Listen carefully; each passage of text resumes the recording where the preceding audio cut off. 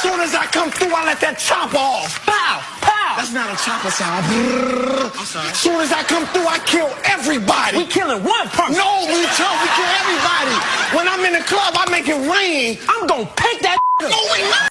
Tragedy unfolding in a neighborhood in Galveston. Police say a 16-year-old is accused of shooting and killing her own mother.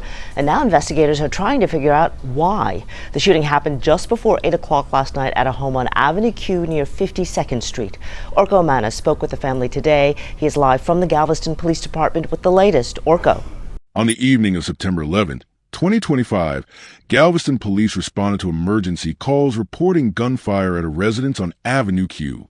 Upon arrival, officers found 34-year-old Tiamoya Moore outside her home, suffering from multiple gunshot wounds. Emergency personnel transported her to a nearby hospital, where she was pronounced deceased. Preliminary investigation indicated that the shooting involved a family member, specifically Moore's 16-year-old daughter, who reportedly left the scene immediately after the incident.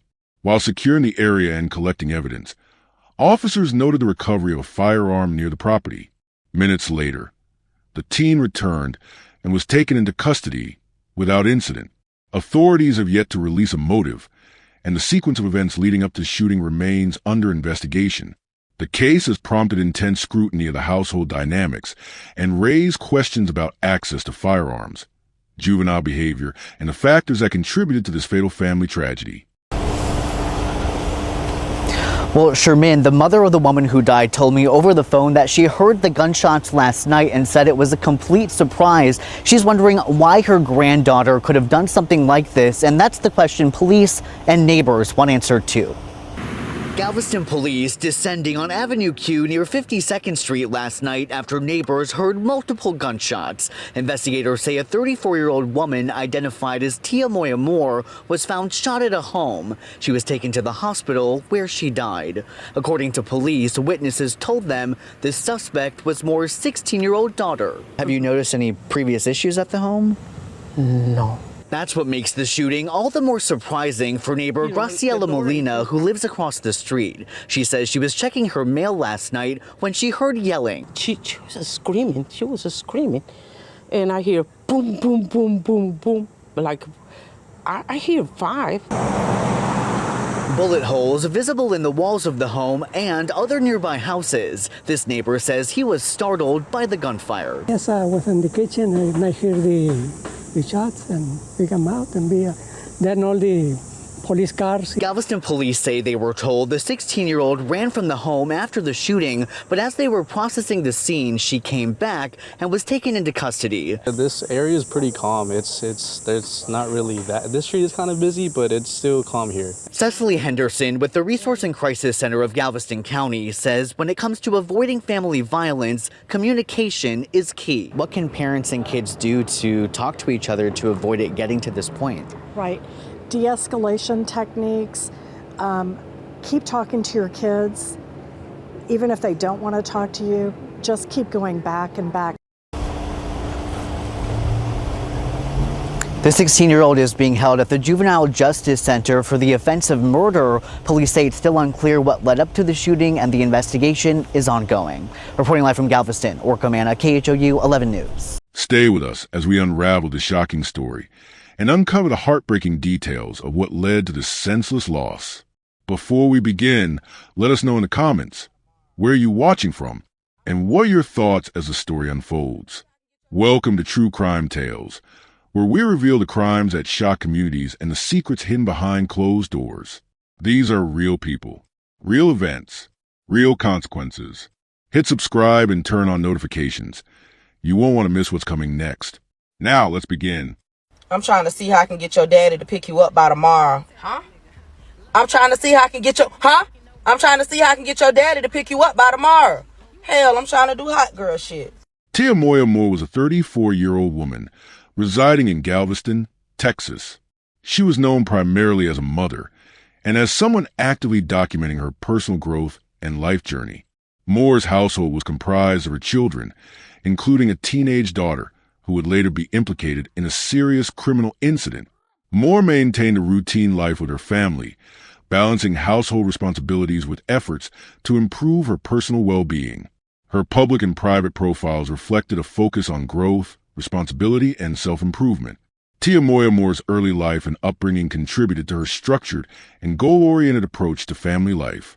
While specific details about her childhood remain limited, records indicate she pursued education through secondary schooling and was involved in local community activities. Moore's career history was largely centered around maintaining stability for her household, including work that provided financial support and allowed her to prioritize her children. Beyond professional obligations, she engaged in hobbies and personal interests that aligned with her goal of personal growth, including documenting her journey towards self-improvement, sobriety, and creating a stable home environment for her family. Moore was described by friends and neighbors as a responsible and diligent individual. Those close to her consistently noted her dedication to her children, spiritual practices, and efforts to maintain personal discipline. She was regarded as hardworking, consistent in her routines, and proactive in addressing challenges within her personal life. Moore's efforts to transform aspects of her life, particularly her focus on sobriety and personal development, were documented publicly. This public record of self-improvement reflected her consistent approach to responsibility and accountability, marking her as someone committed to structured change. Within her household, Tiamoya Moore was a primary caregiver. She had multiple children, including a 16-year-old daughter. Moore's relationships with her children and extended family were described as typical of a structured household, with defined roles and routines. While specific details of her partner relationships were limited, her household composition suggested active management of family dynamics and day-to-day responsibilities. Moore's home functioned as a central environment for her children, providing structure and routine. On the evening of September 11, 2025, emergency services in Galveston received multiple calls reporting gunfire within a residential block. Dispatch logs indicate the first call was received at approximately 7:49 p.m. Responding officers arrived at the scene to find multiple reports of gunshots and observed signs of a violent altercation within the residence. Officers immediately secured the area to ensure no further risk to neighbors or residents. The perimeter was established, and standard protocol for violent crime scenes was initiated. Within the home, officers located Tiamoya Moore. She had sustained multiple gunshot wounds and was in critical condition. Moore was transported to a nearby medical facility, where she was subsequently pronounced dead. The location of her body within the home indicated the shooting occurred inside the residential structure rather than outside. The extent of her injuries was consistent with multiple rounds fired at close range, suggesting a direct confrontation at the time of the incident. Neighbors in the immediate area reported hearing gunshots and described the sounds as multiple, distinct, and rapid. Initial reactions among neighbors included calls to emergency services and statements of confusion regarding the source of the gunfire. Witness accounts also indicated that individuals nearby observed a figure leaving the scene on foot shortly after shooting occurred. Early speculation varied widely, with some neighbors unsure if the incident involved a domestic situation or external threat. The initial confusion and multiple eyewitness accounts required law enforcement to quickly establish control over information and scene integrity. At the scene, law enforcement recovered a firearm believed to be used during the incident. Ballistic evidence and trace materials were collected, including potential gunshot residue and other forensic indicators relevant to establishing the sequence of events. The physical evidence was preserved for laboratory analysis and corroboration with witness accounts. Officers documented all points of entry, exit, and physical interactions within the home to reconstruct the incident. The combination of forensic evidence and witness testimony became central to understanding the circumstances surrounding Moore's death.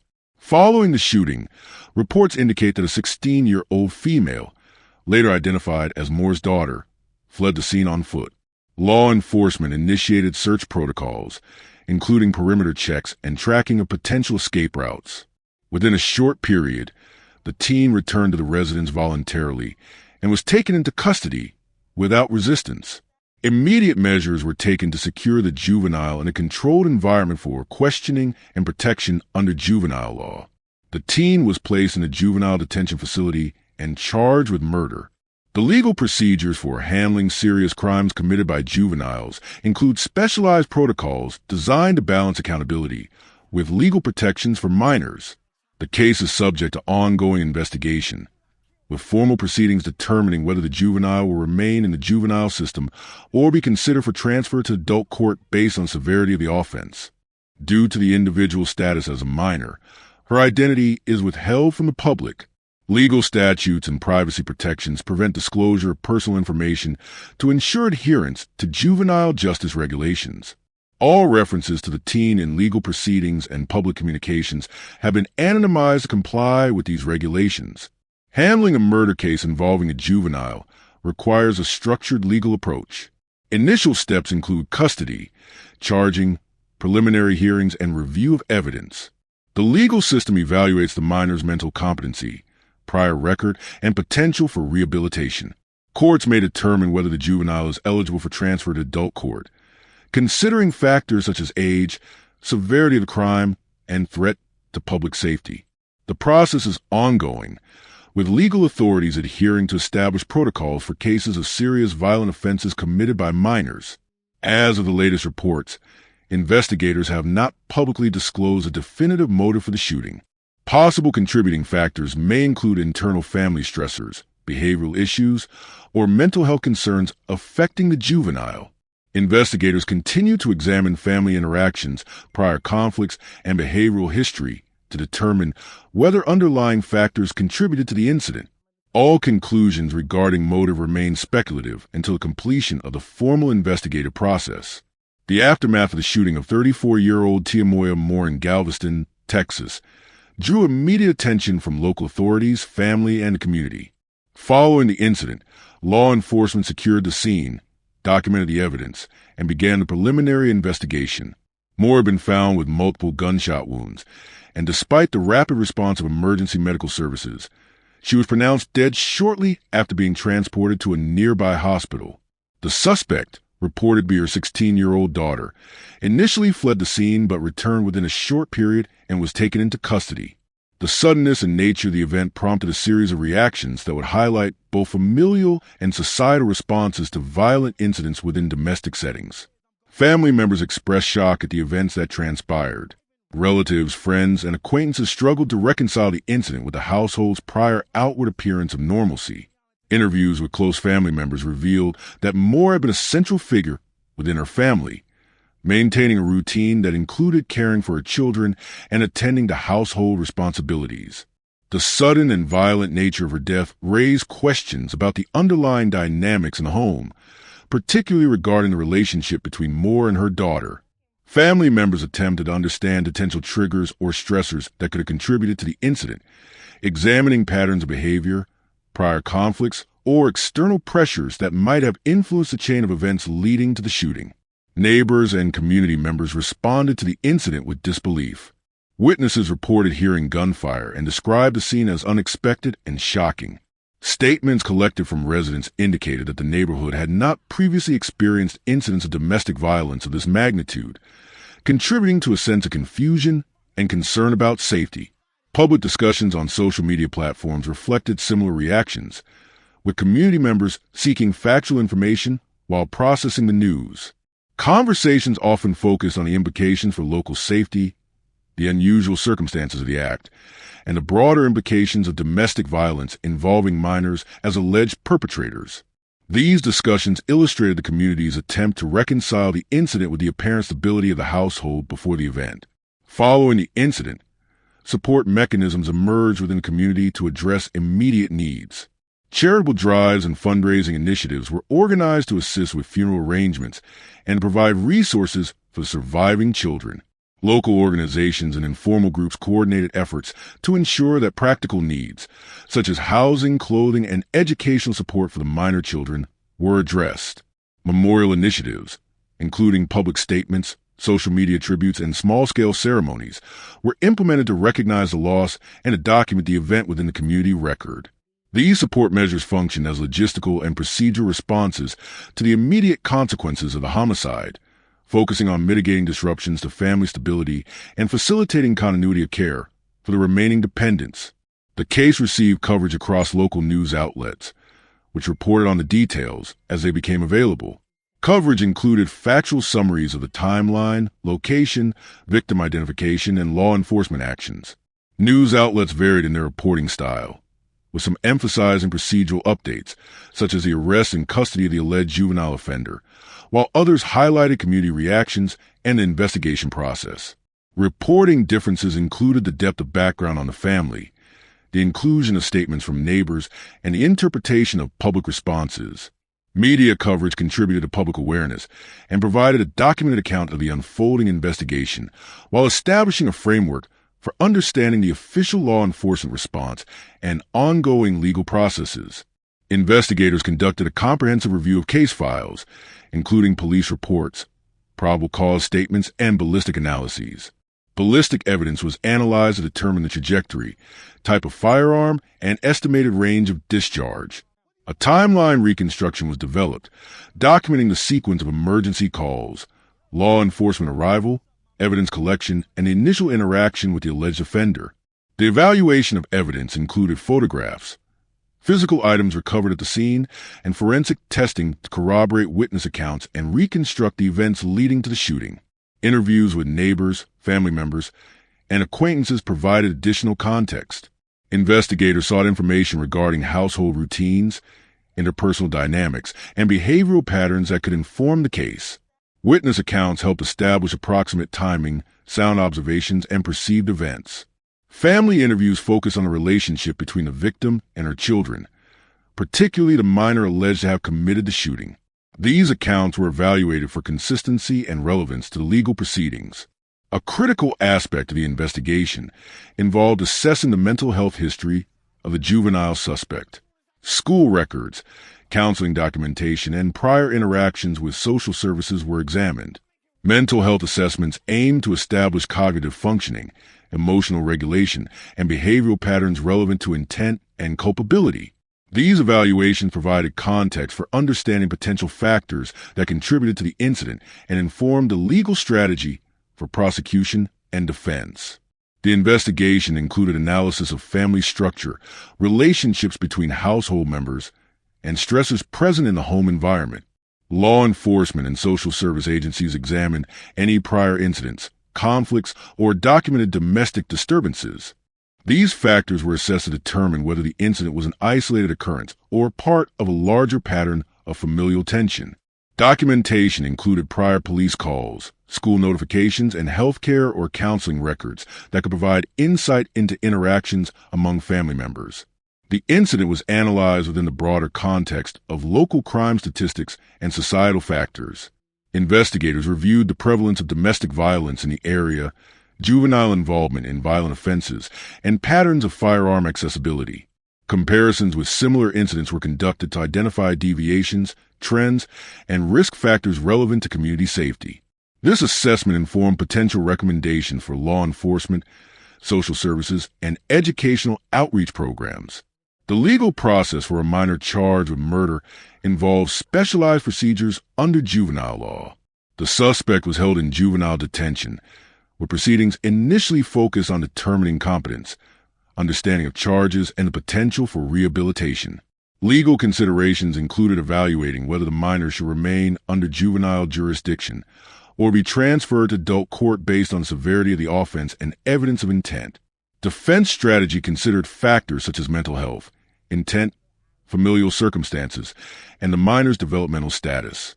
Psychological evaluations, history of behavioral incidents, and household stressors were incorporated to assess culpability and potential mitigating circumstances. The prosecution focused on establishing a factual timeline, demonstrating possession and discharge of a firearm, and documenting the resulting fatality. Evidence, witness testimony, and forensic analysis were central to establishing intent and accountability. Sentencing considerations included limits under juvenile law, potential for rehabilitation programs, and conditions of detention. If transferred to adult court, the minor would face standard adult sentencing ranges for homicide, including life imprisonment considerations subject to judicial discretion. Alternatives under juvenile jurisdiction included structured rehabilitation, supervised detention, and mandatory counseling. Legal outcomes were contingent on ongoing investigation, evaluation of evidence, and judicial determinations regarding jurisdiction and appropriateness of sentencing frameworks. The shooting death of 34-year-old Tiamoya Moore by her 16-year-old daughter in Galveston, Texas, is part of a broader pattern of domestic violence and family-related homicides that law enforcement and social scientists have examined over decades. Family shootings, though statistically less frequent than other forms of homicide, often carry heightened societal and investigative significance because they involve the most intimate relationships, parent and child. Data from national crime reports indicates that a significant portion of domestic homicides involve firearms, and in cases involving minors, access to weapons frequently becomes a critical factor in the escalation of violence. The Moore case highlights the intersection of juvenile behavior, access to firearms, and the household dynamics that can precede tragedy. Domestic violence within the home can take many forms, from verbal and psychological abuse to physical aggression. In extreme cases, unresolved conflict, unchecked aggression, and untreated mental health conditions can escalate into lethal incidents. Investigators often find that seemingly ordinary households can harbor complex dynamics, including resentment, frustration, and prior incidents that may not have been reported to authorities. While the details surrounding Moore's household are limited due to the age of the suspect and ongoing investigation, the fact that the perpetrator was a minor underscores the urgency of understanding how domestic tension and available firearms can converge in deadly ways. The Moore case also illuminates the role of firearms in juvenile violence. Nationwide, the accessibility of guns in homes has been repeatedly linked to accidental shootings, suicides, and instances of intentional violence by minors. Legal frameworks in the United States vary by state, but in Texas, minors generally cannot possess firearms legally, though household access often allows them to circumvent these restrictions. In this incident, law enforcement recovered a firearm near the scene, establishing its role in the fatal event. Investigators continue to examine how the teen acquired or accessed a weapon, as this factor can influence both the criminal proceedings and broader conversations on firearm safety and juvenile risk management. Preventative strategies in cases like this typically involve a combination of education, supervision, and legal oversight.